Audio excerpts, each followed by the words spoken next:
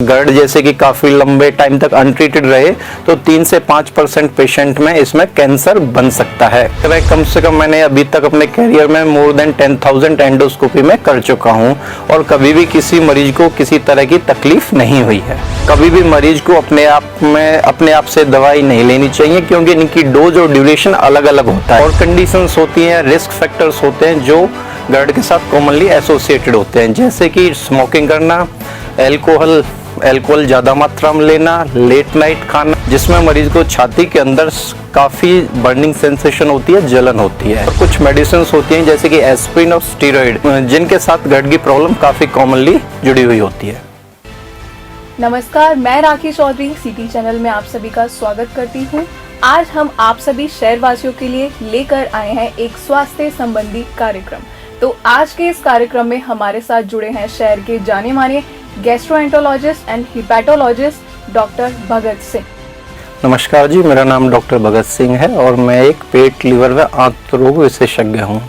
अभी मैं presently we care hospital Rohtak में कार्यरत हूँ और इस फील्ड में मुझे 8 से 10 साल का अनुभव है और बहुत सारे ऐसे मरीजों को ठीक कर चुका हूँ जिनको पेट, लिवर व आंत की बीमारी है।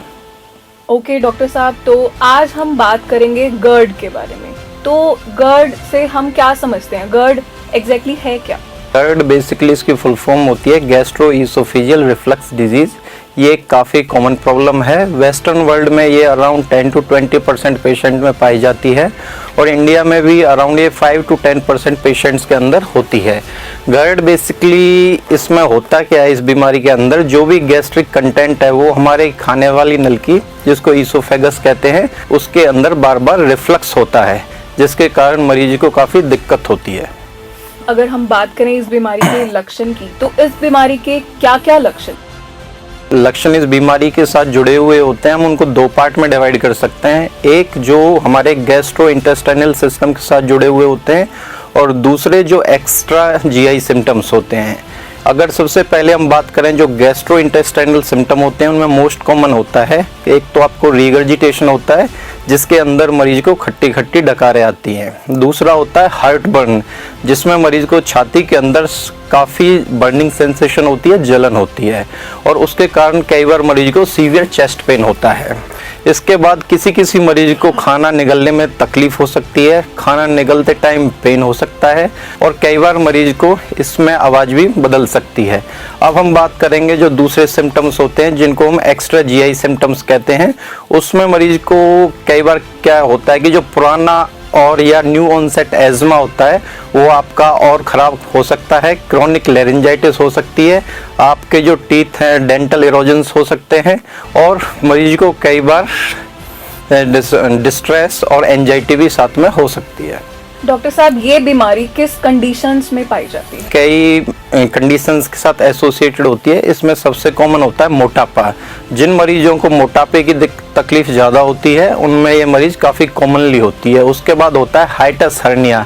हाइटस हर्निया एक ऐसी कंडीशन है जिसके अंदर पेट का कुछ पार्ट ऊपर डायफ्राम के थ्रू छाती के अंदर खिंच जाता है। और कुछ और कंडीशंस होती हैं जैसे कनेक्टिव टिश्यू डिसऑर्डर, जिसमें कि स्क्लेरोडर्मा होता है, रूमेटॉइड आर्थराइटिस होती है। इन कंडीशंस के अंदर GERD काफ़ी कॉमनली पाई जाती है। और एक इम्पोर्टेंट कॉज प्रेगनेंसी, जैसे जैसे जो प्रेग्नेंट फीमेल होती हैं उनके अंदर जैसे फीटस का साइज बढ़ता है तो उनके अंदर GERD आपको मिल सकती है। और कुछ और कंडीशंस होती हैं, रिस्क फैक्टर्स होते हैं जो GERD के साथ कॉमनली एसोसिएटेड होते हैं, जैसे कि स्मोकिंग करना, अल्कोहल ज़्यादा मात्रा में लेना, लेट नाइट खाना, फैटी फूड खाना और कुछ मेडिसिन होती हैं जैसे कि एस्पिरिन और स्टीरॉइड जो जिनके साथ GERD की प्रॉब्लम काफ़ी कॉमनली जुड़ी हुई होती है। इस बीमारी की जांच कैसे कर सकते हैं? जो GERD की जांच के लिए वैसे तो जब मरीज हमें ये अपने सिम्टम्स बताता है तो ज़्यादातर केसेस में हम इस बीमारी की जो डायग्नोसिस है हम मरीज के सिम्टम्स के ऊपर ही बना लेते हैं। बट कुछ केसेस में हमें एंडोस्कोपी की ज़रूरत पड़ती है। जैसे कि किन मरीज के हम एंडोस्कोपी कर सकते हैं जिनमें खाना रुकने लगे या खाना खाते टाइम दर्द हो या उल्टियों में। डॉक्टर साहब, एंडोस्कोपी क्या है? आप प्लीज एंडोस्कोपी के बारे में भी हमारे दर्शकों को बताइए। जी, एंडोस्कोपी एक दूरबीन द्वारा खाली पेट जांच की जाती है, जिसके अंदर हम खाने वाली नलिका जिसको ईसोफेगस कहते हैं, स्टोमक होता है और स्मॉल इंटेस्टाइन का जो फर्स्ट पार्ट होता है उसका 20% भाग हम देख पाते हैं। ये एंडोस्कोपी एक इजीली अवेलेबल प्रोसीजर है, बहुत ज़्यादा कॉस्टली नहीं होता है और ये सुबह खाली पेट होता है और इसमें से मरीज को कोई कॉम्प्लिकेशन भी होती नहीं है। एंडोस्कोपी की अगर बात करें, कम से कम मैंने अभी तक अपने करियर में मोर देन 10,000 एंडोस्कोपी में कर चुका हूँ और कभी भी किसी मरीज को किसी तरह की तकलीफ नहीं हुई है। अगर ये बीमारी अनट्रीटेड रहे तो इससे क्या क्या कॉम्प्लिकेशंस हो सकती है?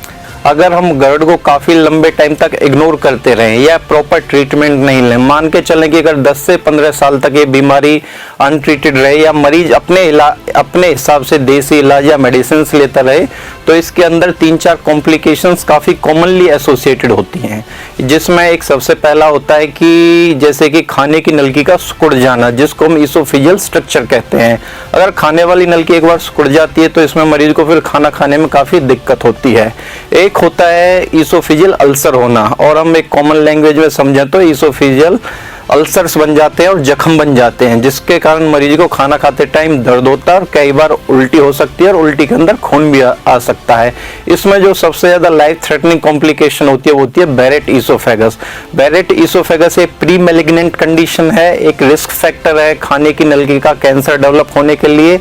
अगर बैरेट ईसोफेगस मरीज को डेवलप हो जाती है, अगर गर्ड जैसे कि काफ़ी लंबे टाइम तक अनट्रीटेड रहे, तो 3 से 5% पेशेंट में इसमें कैंसर बन सकता है। डॉक्टर साहब, इसके ट्रीटमेंट के बारे में बताइए कि इसका क्या ट्रीटमेंट है आज की डेट में? अगर हम इसके ट्रीटमेंट की बात करें तो इसके ट्रीटमेंट को हम 2 पार्ट में डिवाइड कर सकते हैं। एक तो जो पहले वाला पार्ट है वो तो होता है आपके लाइफस्टाइल मॉडिफिकेशन से जुड़ा हुआ है। दूसरा एक प्रॉपर जो मेडिसिन होती हैं।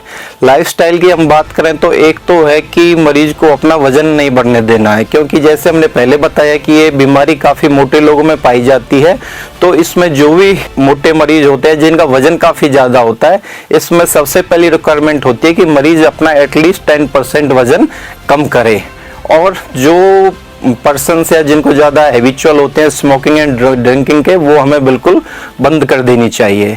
और कुछ चीज़ें होती हैं कि जिन मरीज को गट की समस्या होती है उनको अगर सीधा लेटना है तो अपने जो हेड एंड साइड का बेड वाला पार्ट है उसको 4 इंच आप ऊंचा कर सकते हो, जिससे एक स्लोप बन जाएगा और आपको रिफ्लेक्स की समस्या कम होगी। या फिर जो उल्टे हाथ की तरफ, और इंग्लिश में बात करें तो लेफ्ट लेटरल कंडीशन में आप रात को सो सकते हो। और इसमें आपको स्पाइसी खाना नहीं लेना है, जो भी खट्टे फ्रूट्स होते हैं उनका जूस नहीं पीना होता है। और दूसरा वाला पार्ट जो कि मेडिसिन से जुड़ा हुआ होता है, तो मेडिसिन में के इसका ट्रीटमेंट को बेसिकली 3 पार्ट में डिवाइड किया हुआ है। एक वो ड्रग जो एसिड को कम बनाती हैं, और दूसरा जो अगर एसिड बनता है तो वो जल्दी से आपके इंटेस्टाइन के अंदर चला जाता है, और एक होता है एसिड को न्यूट्रलाइज करने वाली दवा। तो ये मेडिसिन जो है मरीज को कभी भी अपने आप नहीं लेनी चाहिए, आफ्टर डॉक्टर से परामर्श के बाद ही इन दवाई में मेडिसिन लेनी चाहिए। कभी भी मरीज को अपने आप से दवाई नहीं लेनी चाहिए, क्योंकि इनकी डोज और ड्यूरेशन अलग अलग होता है, जो कि मरीज को नहीं पता होता है, फिर इनके साइड इफेक्ट भी होते हैं। तो मेरा ये आग्रह है कि कभी भी ये मेडिसिन अपने आप से नहीं लें, क्योंकि इनकी डोज और ड्यूरेशन सब कुछ अलग होता है।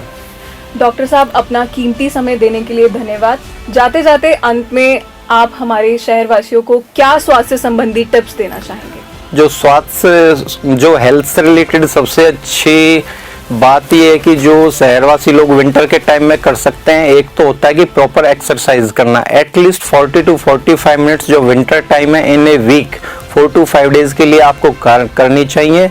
जो भी जंक फूड होता है, फैटी फूड होता है, या जो स्मोकिंग और अल्कोहल की जो लत लगी होती है, उस चीज़ को छोड़ें और अपने खाने में जैसे कि हरी सब्जियां हैं, फ्रूट्स हैं, इन चीज़ों को ज़्यादा से ज़्यादा मात्रा में लें।